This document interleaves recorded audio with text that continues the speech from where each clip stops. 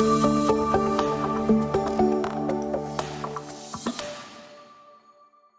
morning, everyone. Welcome to this presentation on 3 pillars of security. My name's Henry. I'm the moderator for this webinar. Before we get started, just wanted to go over the Zoom toolbar, just in case here. So audio is going to be muted throughout this presentation. However, if you do have questions, you can utilize the questions toolbar either at the top or bottom of your screen to type in any questions, and then I'll do my best to get to those questions depending on the volume and politely interrupt our presenters to get your questions through to them. You can also raise your hand. There's an icon there where you can just hit it, raise your hand, and then you can go ahead and unmute you. At the very end of this presentation, we'll also have a question and answer session. So I just want to get started here by introducing to you our panelists for this presentation. Our first presenter is Patrick Nims, who is the founder and president of Nims and Associates. And we also have Aaron Dinette present, who is the head of our IT systems practice group. So I'll go ahead and pass things off to Pat. Thanks.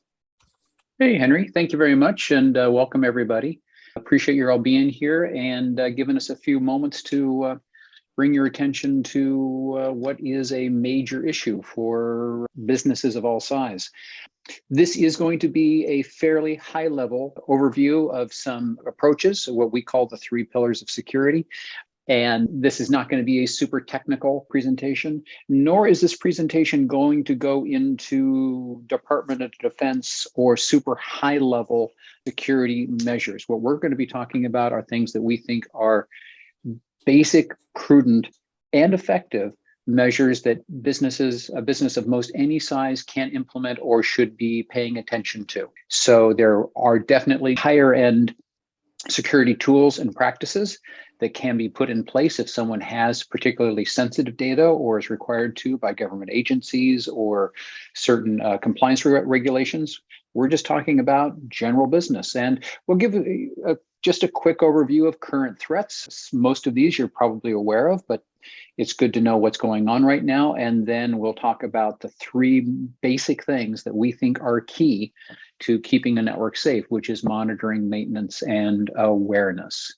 And Aaron and I will be swapping off at different times. So let's go ahead and jump in. Looks like everybody's here. So once upon a time, when this started to become a thing, which is about 15 or 20 years ago, people would think that they were too small to be a target. And many of the small business clients we work with or companies that come to talk to us still seem to have that thought process, which is that, yeah, no one's going to come for me. Shouldn't be on anybody's radar. But that, in fact, is not the case. Medium and small business is the sweet spot. You are the target for a lot of these bad actors because there are bigger fish to be had, but those bigger fish very often have very substantial and robust security measures in place. So while the takings are smaller in the small business market, they can be substantials, and there are more of them, and it's basically easier pickings. So crypto locker and ransomware has been around for a while, and it is still around. You hear a little bit less about it, but it still is out there. Zombie bots. There is malware out there that can run on your PCs and spread spam, spread malware to other computers. You might unintentionally, unknowing to yourself, be distributing spam and or distributing bad software to other devices. There's 3 levels of fraud that are going on, or I've got 3 examples of fraud here that involves email intercepts. And that's really where where bad actors, again, are taking their time. So we've had cases where a client sent an invoice to one of their customers. Maybe it was an invoice for $50,000. And then a day later, the customer got from what appeared to be the client's email address an updated version of the exact same invoice. It was the invoice, but it had been altered at the bottom with different remit to information. And that customer almost paid that $50,000 to the wrong routing number. we see folks getting bogus purchase orders where an email appearing to come from within the company to a purchasing officer or a CFO saying, yes, please approve this order for 15 new computers for a total of $40,000. And here's the invoice and pay these people. And of course, those people don't actually exist. It just goes into a void. The money is cashed and no products are actually received. And then and this one we've seen more than once, the fake wire transfer, where there will be some deal in process. Maybe it's the purchase of real estate. Maybe it's the acquisition of another company, but it's an actual deal that a company is discussing internally. And then a CFO or an accountant will get an email from an executive level user, and it will say, hey, Stephen, regarding the XYZ deal that we've been discussing, please transfer the $1.36 million to the following routing information. It's a go. And the deal that is referenced is absolutely correct. The amount of money is the same or almost exactly right as the amount of money that has been discussed. And the routing information is, again, totally to an offshore bank where there's going to be no way to get that money back. And somebody somewhere has been into this company's email accounts and into their email host and has been quite patiently, sometimes for as much as 3 or 6 months, watching for an opportunity to take advantage. This is not just the click here to update your information. This is a very well-crafted, timed instruction referencing existing stuff, so existing business. So it's clear that the bad actor in this case has been watching and reading emails for the right moment to strike and to divert funds. So these are just some of examples of current threats that we've seen in the last year. So the estimated cost of business in 2021 was $7 billion. Losses resulted from either interruption of service, inability to work, or just the misappropriation or the transfer of funds. That was up 15% from the prior year. And it's currently estimated that 50% of businesses don't have an actual security plan, or they don't have a plan that addresses specifically a remote workforce. Typo in there, not a re-workforce, but that should just be a remote workforce, which obviously with us all adapting to the pandemic, our remote users are not all in the office anymore. They're working from home computers. They are on lots of different home networks, which may have various levels of security. So the question is, how do you deal with that from a security standpoint? So this is something that every business needs to be aware of and watching for. And the old days of having a relationship with a service provider like Nims and Associates or some other service provider, where you could wait until there was a problem and then call them when you became aware that something was broken, those days are kind of gone. Preventative maintenance, preventative monitoring is required, because by the time you notice that, oops, someone might be in my email, the damage is probably already done and the horse is out of the barn, as they say sometimes. So in the internet and in our wired and wireless connected age, there are many threat entry points where folks can come into your system. They can come in through your network hardware, which is the routers, the switches, the firewalls. They can attack servers that are open to the internet, talking to web databases. They can obviously affect workstations. Employee email is a major major access point for threats to enter your network. Also cloud services, whether it be Office 365 or Google Workspace, or maybe you have some cloud software as a service application. Just your company internet, your website can be hacked and compromised in a way that then perhaps redirects traffic, redirects customers to something that looks like your website but isn't. Your Wi-Fi is a potential access point. And then we get onto the subject of mobile devices. So there's lots of things that need to be watched and looked at in terms of securing your systems. And this is the list of threat types keeps growing. So password attacks have been around forever, where someone just literally, or a machine, just literally finds a place where a login is going to be accepted, and it will just hammer out thousands of possible passwords in a matter of minutes until it finds one that hits. Denial service attacks are a form of ransomware where basically someone subjects your internet connection to so much traffic that no real traffic can get through. That's sort of a form of ransomware or business interruption. SQL injection has been around for a while, where if you have an online database or even a web host that has a form, it's possible, rather than typing in their name and address in an improperly secured website, for someone to actually type in code, actual SQL commands that will cause the website to crash for this user, but give them access to the databases underneath, and then they can start to do some damage.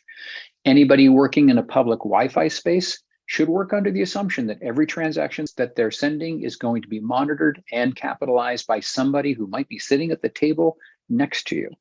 Drive-by Wi-Fi, so that's where someone will pull up into a parking lot and take out their computer and try to scan and get access to all of the Wi-Fi access points of the businesses of the building that they're sitting in front of. And if they don't find an open or a guessable password, they'll drive to the next business complex. But once they find one and they're into the network, then they start to browse. Malware, of course, is software that gets installed on the workstations. And then the big one, the new big one, this word's been around for a while, is phishing.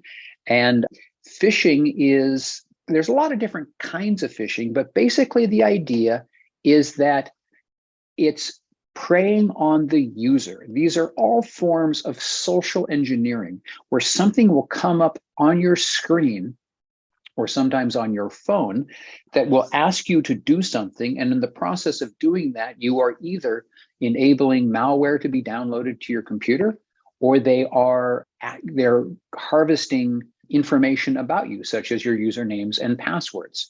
So when you get that email from Microsoft that says, oops, your password's about to expire, please click here to refresh your username and password. Well, Microsoft doesn't do that. Microsoft never sends an email that says, click here to do something with your password. They will send you an email perhaps telling you that there's a problem with your account, but they will never ask you for your password via email. It's just their policy. They just don't. So phishing is a form of phishing via voicemail, where you get a phone call from someone who says, hey, there's a problem with your account. I just need to verify some information. Could you please, I'm going to direct you to this website, and could you please type in your username and password? Farming is I always get this wrong, Aaron. Farming is when they send you to a website that looks like a legitimate website, but in fact, it's a bogus copy. Did I get that one right? That's correct. Yeah. So Okay. essentially, it's just scouring the web, whether manually or using bots, to essentially find websites that can be easily compromised. And essentially, you're farming those websites to capture the traffic that is being directed to those sites and direct it to your own malicious site. Spear phishing is a way of pretending to be a specific person, somebody who's known, unknown, perhaps a business prospect, and they will strike up a conversation with you and interest you in perhaps their business. And, oh, in the course of doing this, I need to get something about you. And then they're getting personal information. HTTPS phishing is a way of getting SSL certificates redirected to the wrong place. Whaling is actually a form of, it's similar to what I'd referred to before, where they are specifically targeting the executives, the CEOs, CFOs, for valuable information that, again, could be used to redirect transactions. Pop-up phishing, you might be working on your computer and have something pop up to say, oh, there's something wrong here. You need to click here to get connected to Microsoft technical support so we can solve a problem. And it actually appears as a warning on your system, which, again, is not how Microsoft works. And then the masquerade, the man in the middle, where somebody is intercepting traffic. Sometimes it's email going back and forth between users in different companies. We had a case where a bank employee received email from what they thought was their client telling them to transfer funds, and didn't notice that the domain name from the client had an extra S at the end. And so it wasn't from their, the client's email system hadn't been compromised, but they didn't look closely enough at the email address and they went and transferred some money. But so where some masquerades, though, basically someone is intercepting information or they are pretending to be someone who they are not when conversing with a third party to give them instructions to do things. So this is some of the phishing versions that are out there. There are others that become even more subtle, but these are the kind of threat types that we are seeing out there every day and constantly coming across with regards to our clients. So in our minds, there's sort of three major ways or three things that you need to do to help keep your system secure. One is monitoring, to know what you have and to know what's going on those devices. Second is maintenance, which is doing something with that information. And then the third is more of a user-based, that weak spot that sits between the chair and the keyboard, otherwise known as your users, and having them aware of what's going on. So for us, these are the three major aspects to keeping a system secure. And with that then, Aaron, I'll go ahead and turn it over to you and you can talk about monitoring. Thanks, Pat. Absolutely. So yeah, just defining what monitoring is in its simplest form, it's systematic observation. So essentially, monitoring is the act of observing and tracking operations and activities at the user level, the application level, and network services. These are probably the primary areas of focus when you're thinking about, what areas or what devices, what part of my infrastructure do I need to be watching? So the way that we're going to do this is we're going to talk about what some items in our networks and our infrastructure should we be monitoring? How do we actually accomplish the monitoring, and some tools that can make life a little bit easier as the responsible party in IT to make sure that these things stay safe. So what should we monitor? Well, at the base level, you want to think about any device that touches your network infrastructure. So simply, we're thinking about servers, we're thinking about workstations, laptops. The types of things that we want to look at are the event logs within the servers, the application log, the security log, the system log. These are logs that are built right into any, and I'm just using Windows as kind of the example in this case. They're built into every deployment of the Windows OS, and that applies to both your servers, your workstations, your laptops, anything running the standard Windows deployment or standard Windows operating system. You want to be looking at your patch levels, your service packs, your critical updates. And then when you think about laptops or devices that have a tendency to be on-premise and then also leave and go external, then you want to start thinking about security and monitoring from a security aspect. So now you're thinking about BitLocker and full drive encryption to make sure that if that device ever gets lost, how do we protect company assets and resources? So BitLocker in the Windows world, and that would be File Vault in the Mac world for full drive encryption. Then thinking about our firewalls and gateways, this is the entry point into your network from the outside world. So we'll want to be checking the security logs. We'll want to be monitoring for intrusion detection. And then at a base level, just making sure that we're running the latest firmware and that everything is up to date. Moving forward, we're going to be thinking about our backups and our critical applications. So this would be considered your disaster recovery, making sure that our backup job status is positive, that they are actually occurring, that there are no anomalies. One of the big things that tends to catch our client unaware sometimes is running out of storage. So storage capacity for backups and making sure that that is watched and looked at so that you're not behind the eight ball and backups start failing before you've had a chance to build out additional infrastructure to accommodate the growth of your backups and your disaster recovery. And then, of course, again, versions, making sure that the software that you're leveraging to run your backups is up to date and making sure that you've got critical updates that are being applied on a regular basis. Then we'll start thinking about our cloud services. So this is things like Microsoft 365 or G Suite, if you happen to be in the G Suite world, and watching for any anomalies that occur at the cloud level. Nowadays, a lot of our clients have integrated their cloud environments to build a hybrid infrastructure where they've got resources in the cloud tied to local on-prem resources. And it becomes really important because this now provides an avenue or another entry point into your corporate infrastructure.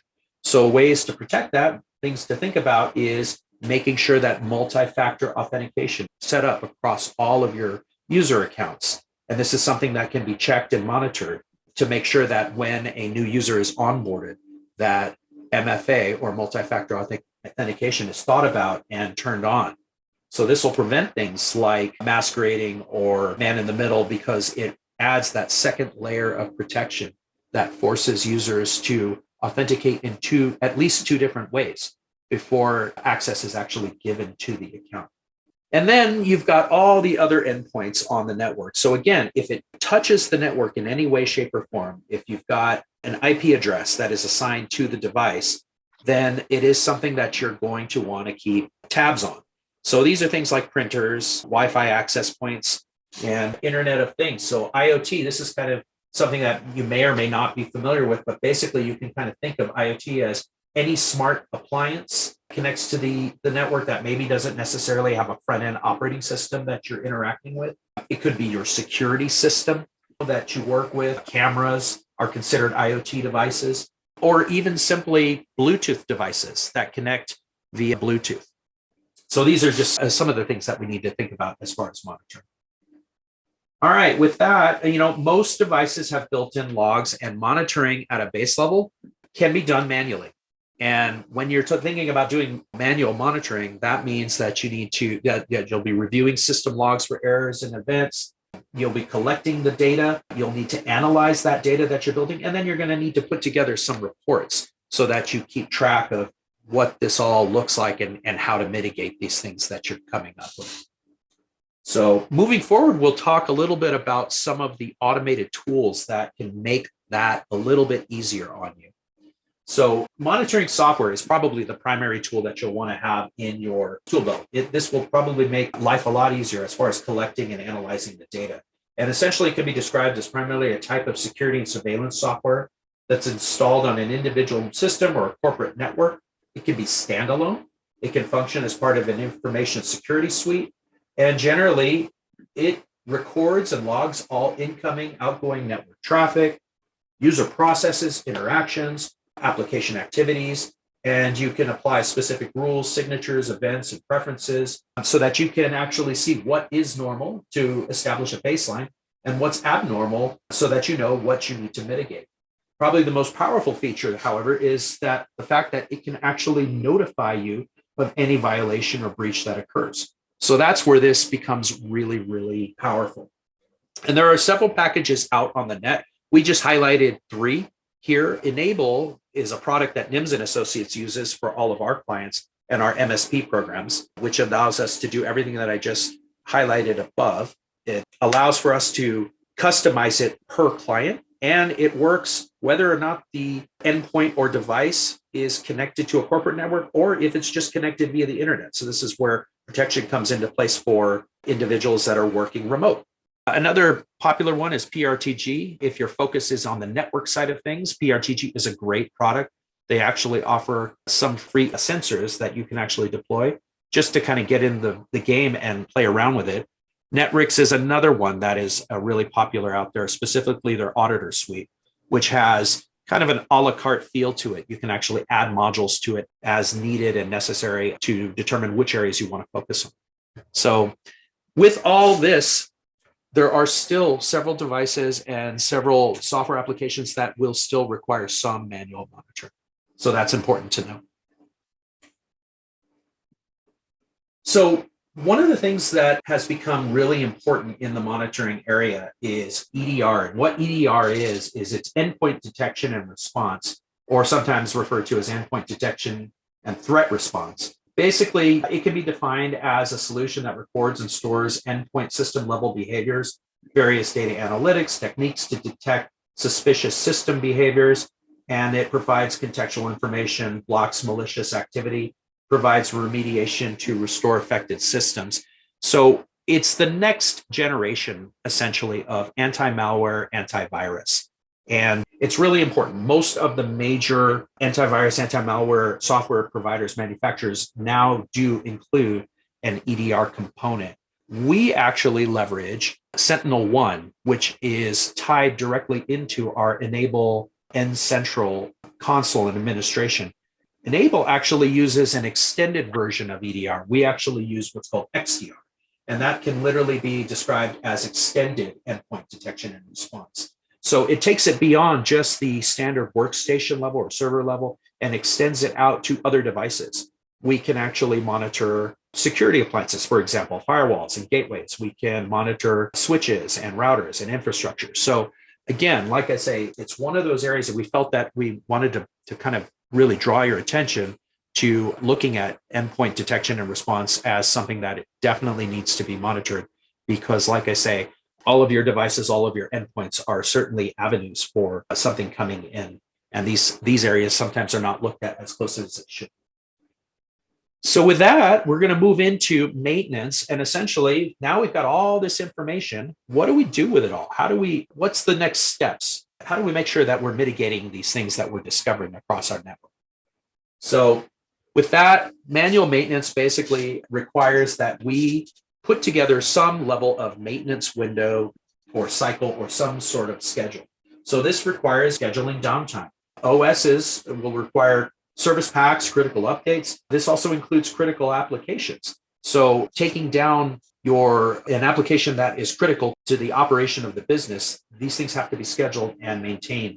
Devices, when we start thinking about firmware, software updates that are specific to the device itself, a lot of the times it's the devices that get missed, whereas we might be patching our servers, we might be patching our workstations, but oftentimes we forget about our switches or we forget about our routers or our firewalls. But it is really important that we make sure that the firmware level and the application updates that are put out by the manufacturers are looked at. So with that, we'll move into some of the tools that we can use to make sure that these updates actually get looked at and applied. So again, just talking about Microsoft Windows and Windows infrastructure, Microsoft actually has developed a service. It's the Windows Software Update Services that is built into all of their server operating system. It was developed by Microsoft, and it enabled administrators a way to manage the distribution of updates and hotfixes that were released for all Microsoft products. This is not just the operating system. This is anything that was developed or put together by Microsoft. So this could include, for example, Microsoft Office and all of those applications. The way it works is it essentially downloads the updates from the Microsoft Update infrastructure and stores it locally on a distribution server that you set up. And at that point, you would set up rules, you would set up approvals, you would set up groups to basically manage how these updates get deployed out to your infrastructure. Aside from what's built into Windows, there are some great third-party alternatives that basically take what Microsoft has done and actually expand it out further. So again, at Nims and Associates, we use a product called Enable, specifically in Central, to manage all of our patching. It actually has a patch management system built into it. It uses rules, we do caching, we can set up multiple maintenance windows. Approvals can actually be automated based on templates that we develop, and we would build those specifically for the client that we're working with. And it just takes a lot of the guesswork out of making sure that devices stay up to date. There are several other products out there as well. This is just kind of scratching the surface. SolarWinds has their patch manager. They actually designed theirs to target specifically Microsoft products and some third-party applications. And essentially, it actually extends the capabilities of Windows Software Update Services and work with Microsoft Endpoint Manager, which is another tool that Microsoft has developed for the management of their devices. Then finally, Ninja One is another popular patch management system. They take it out a little bit further. They focus on Windows, Mac OS, Linux operating system. And according to their website, 135 third-party applications and growing. So like I say, there are a lot of tools out there that can really assist you in making sure that patch management is occurring, and it takes a lot of the pressure off of you to hit each and every machine or each and every device. So moving forward, we'll talk a little bit. I'm going to spend a little bit of time on this, but when you start thinking about maintenance, you want to take it a step further just beyond patching and management and whatnot. You want to start thinking about security and your user accounts. Do you have a complex password policy in place? How often do those passwords rotate? You start thinking about DNS. It's an interesting thing. I love this. There's a DNS haiku that's really popular among us IT nerds, and it's not DNS. There's no way it's DNS. It was DNS. So it's an interesting thing. If DNS gets hijacked, that is what basically directs or moves traffic around your network. So it's interesting. These are areas that typically get missed. And as part of your maintenance cycle, you're going to want to be checking these things out, watching the logs, making sure that traffic is flowing in the right direction. With AD replication and backup, I'm thinking more along the lines, again, of that hybrid environment where you've got cloud services and a hybrid setup where you've got Microsoft 365 syncing to your Active Directory infrastructure and you're leveraging Microsoft Azure AD. So again, just making sure that you don't see anomalies and that you're following the logs to make sure that everything looks healthy. With DHCP, thinking again along the lines of what's being pushed out to your endpoints, what's being pushed out to your workstations, making sure that DHCP isn't hijacked so that it's maybe sending traffic to a different DNS server or possibly adding a trusted FQDN. And so it's things of that nature. It's just, again, about making sure that you're watching these. With firewalls, we've already talked about this, reviewing the security logs. The other thing is making sure that you're looking at your ingress and your egress policies and actually tracking any changes that occur. So that way, the next time you take a look at it or on your normal maintenance cycle, you can clearly see if something got added or something got changed, you know right away what to look at and target. Breaching a firewall is a common entry point for bad actors. And then just making sure that your firewalls are locked down with MFA if possible, so that only authorized users have access to it. So what Aaron's just covered is the basic hardware side of things. Again, knowing how your systems are running and what kind of things are happening on them, as well as then keeping them up to date and adjusting for things that you don't want to have happen. But then there's this other aspect, which phishing is particularly targeting, which is your end users. It is the soft spot in your network security because it's not hardware, it is the brains of the individual user. So how do you keep your people safe and your network safe? And the awareness part of this is a lot like home security. You can buy all kinds of things to keep your home, your business, whatever safe, but it doesn't do much good if somebody actually just opens the door and just lets somebody straight in. And that's the kind of thing that we're talking about right now. We can secure all the technical points in, but what the user does can get us into trouble. And it's a hard thing to spot. This is an actual screenshot of an email that I got maybe 6 months ago, telling me that I've been charged almost $400 as I wanted for Bitdefender, which I, of course, never did. And that here's my activation date. And if I have any problem, just go ahead and click on that link right there to take me to their website where if I have any questions, and it's got a Microsoft logo as well as a Prairie State College logo, which I've never heard of before. This is a phishing attempt. Someone is trying to leverage me into responding because I don't remember, and I never did authorize $400. And it's a scam, and I never did. There is no charge, but somebody might look at this and think, oh, I better find out what's going on before I get charged $400 that I didn't authorize. It's very important for the health and safety of your network. It's also, quite honestly, very important to save money on your general business insurance. I'm sure all of you have seen recent applications, business cycle, general liability insurance, that there is a question that says, do you have a formalized training program, anti-spam, anti-malware, or phishing training program for your users? And if you check no, you will have a higher premium quoted to you than if you check yes. So that's just beyond keeping safe. It is something that will actually, if you have an awareness program going, then you can actually save money on your insurance. This is something that you can do yourself through self-training. There are online materials, computer-based training courses, books. You can do it in person on a classroom. You can do it with Zoom Room. You can do group sessions. But it takes a lot of time to put these things together. And the other thing is, how do you actually know that the users are applying and or staying away from honeypot, very sophisticated looking spam, but is in fact a trap for them. How can you test this? So this is something that in our experience can be addressed through an automatic system most cost effectively. And there's a couple that are out there. We like a product called KnowBe4. Cofense does this, Sans does this, Proofpoint. There are other applications. But basically the notion is, and you train your users, then you fish your users, and then you look at the data. And then based on the data of who fell for it, you train them again. And then you fish them again.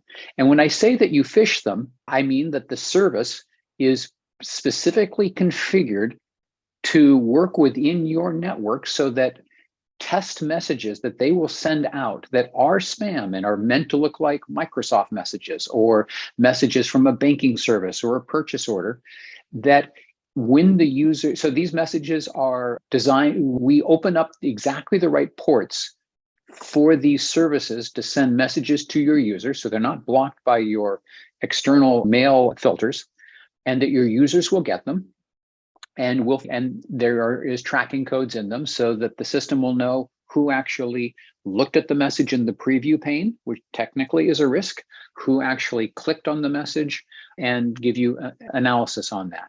If they actually click on the message, then most of these systems will pop up either an innocuous screen. Sometimes you'll get a error, a 404 error, the internet saying that the link was bad, couldn't connect to that server or server not found.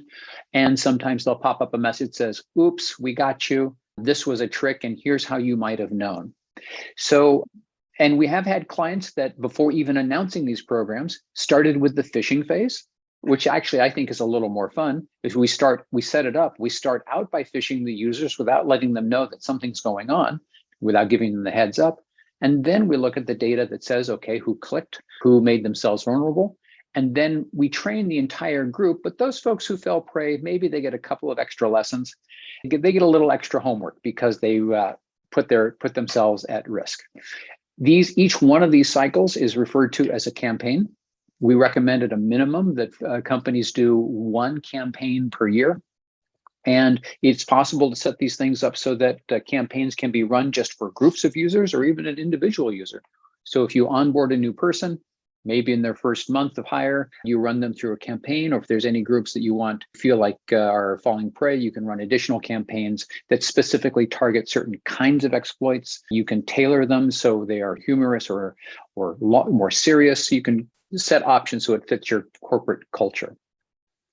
So just going back in terms of Nims and Associates, and there are other tools that you can use. These are the ones that we like to use. We've used them because we found them to be very powerful internally. For the monitoring side, we use Enable as well as SentinelOne. I know that some of the folks who are on this call are using our monitoring service, so you have those systems deployed on your servers and your desktops. And in addition to just security events, we're also tracking whether or not there's enough disk space or whether the device is actually connected to the internet. So we're tracking both security incidents as well as general health incidents, which can be an indicator of maybe somebody's infected. If we suddenly see the disk space go way up, or if we see certain workstations sending out tons of information, that could be that they don't normally do, or someone's logging in from a country they don't normally log in from, that could be a sign. For the maintenance and the adjustments of patching and knowing what needs to be updated on the system, we use the Enable and Central Console. And those can be scheduled with a maintenance window so that as long as people leave their workstations on, they are automatically updated. And if we see a case where someone didn't get their updates, then we give them a call and just confirm that we'll retry again the next night. But other than leaving the station on overnight, it's minimal interference for your staff. And then the KnowBe4 awareness training is the piece that addresses the user awareness, to keep them aware of what looks like, how to spot something that could be malicious, and to be more skeptical when they're reviewing things that tell them to take actions immediately. And sitting underneath all of this is our ConnectWise professional services system that pulls in messages and updates and creates tickets from the things that are in these systems. So we have had clients that decided to roll out their own Enable system or their own solar wind system. Generally speaking, I would say that somebody would need to have, at least 50, if not 100 endpoints to make that cost effective. We're able to leverage our licensing at a lower per unit cost to our clients than if you roll your own. But all of 3 of these systems are available directly. And there's others that are available as well if you want to have your own in-house systems for monitoring, maintenance, and for awareness training. In terms of what Nims and Associates offers, if someone only wants us to monitor, we can do that for $12 per month for workstations and $25 per month for servers. And that includes the 24-hour, 7-day-a-week monitoring and the Sentinel-1 XDR, next level antivirus. And part of that Sentinel-1, which Aaron mentioned before, I'll just make a point of, is that traditional antivirus software looks for signatures in software that's running, and it says, oh, you look like a virus. I'm going to, block your access or do something. Sentinel-1 goes a step beyond that. It looks for activity that appears to be virus-like activity, even if it doesn't know what's causing it. If a machine suddenly starts to send out hundreds of thousands of emails, take this machine off the internet. It will just shut it down if the rules are set up properly. Adding patch management at our professional monitoring level, which is the same monitoring, EDR, and patching, either the essential monitoring or the professional patching. You don't get both. We can do that for $25 a month or $50 per month for servers. And so basically that extra $13 a month at the workstation level means that patches are automatically delivered after hours, typically, to users at a fraction of the cost it would take us to do it manually. And it's just done automatically. So we think that that's a very cost-effective thing versus the manual option of either you doing it yourself or us doing it. And the user awareness training from KnowBe4, that's basically $3 per month per user, plus the cost of how many campaigns that you run. And a typical campaign is basically somewhere around 10 or 15 hours for the campaign design and administration, with the design being making recommendations on what it is that the campaign should be focused on. Should it be focused on spear phishing? Should it be focused on man-in-the-middle or masquerade kind of attacks? We can do a general as well, but we can get more specific. And the other administration part of that is looking at the data, identifying who might be at risk and needs a little more education, as well as following up with folks to make sure that they do take their trainings. And their trainings might be 5-minute segments, and they can, again, as I said before, they can be humorous or not. Both of the monitoring and the patching services that we offer can include discounted IT support hours. So basically, if someone is on a monthly agreement with us, then, and we know based on history, you guys, whoever uses 5-6 hours a month with us, then let's at least get 4 of those at a discount by including them in the monitoring plan. And then you can save 15% is about the highest discount we offer on any of our services. So this is how we've organized this. Different companies, we can help somebody if they want to go in-house and have their own system, or we can make recommendations if for whatever reason, if what you need is beyond what Enable and KnowBe4 and Sentinel-1 can do, but that's a short list. So I think at that point, those are the things that we wanted to bring up in this webinar. Henry, at this point, I think that we can go ahead and open for questions or comments or feedback from anybody. Okay, thank you. We have no questions in the questions toolbox, but if you like to ask any questions right now, feel free to do so. You can either raise your hand or you can just go ahead and unmute people here. But we do have one question. Yes, we will make the PowerPoint available to you, and we will also post this webinar on our channel. So we'll send you an announcement once those things are available. Excellent. And if anybody does have some follow-up and wants to talk to us directly, don't hesitate. I'll just go ahead and put up that information as well. Oops, I thought I had saved that. Oh, there we are. Yeah, so, so you've got our email addresses here, and when Henry sends out the announcement, we do also have a LinkedIn channel, a YouTube channel, and you can find us on Twitter also. Any comments, feedback, or questions from anybody? We're happy to have you here, and we've got a couple of minutes left in our time if anybody has anything they want to share or ask about.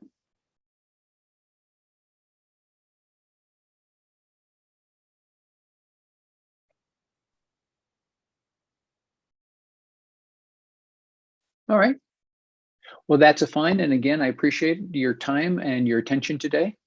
And if anybody would like, go ahead and reach out to us. But otherwise, I'll just go ahead and check one more time to see if anybody has anything they want to add. And we appreciate your time and the opportunity to chat with you.